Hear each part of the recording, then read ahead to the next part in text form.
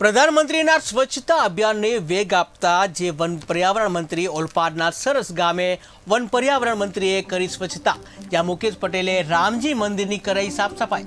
તો રામજી મંદિર ખાતે વન પર્યાવરણ મંત્રી આરતીમાં પણ જોડાયા.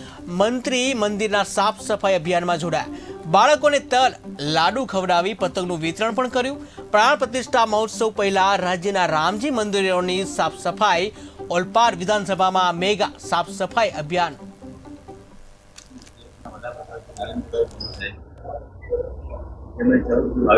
દેશના તમામ ગામના મંદિરો સ્વચ્છતા રંગરોગન થાય એના માટે અભિયાનો ઓલપાડ તાલુકાના સરસ ગામે રામજી મંદિરની શરૂઆત કરી છે. આ રામજી મંદિર લગભગ 300 વર્ષ જૂનું પુરાણું મંદિર છે. ભગવાન રામના દશરથ અવતારના પણ આપણે દર્શન થાય છે. ત્યાં આજે અમે શરૂઆત કરી છે. ઓલપાડ તાલુકા 8 ગામ અને 4 દિવસની તમામ મંદિરોની સાફ સફાઈ કરવાના છે. એ રીતે મહાસફાઈ અભિયાન જે અમે 16 દિવસની અંદર 5 ગામો સફાઈ કર્યા છે. એ રીતે આ મંદિરની પર સફાઈ કરવાની છે.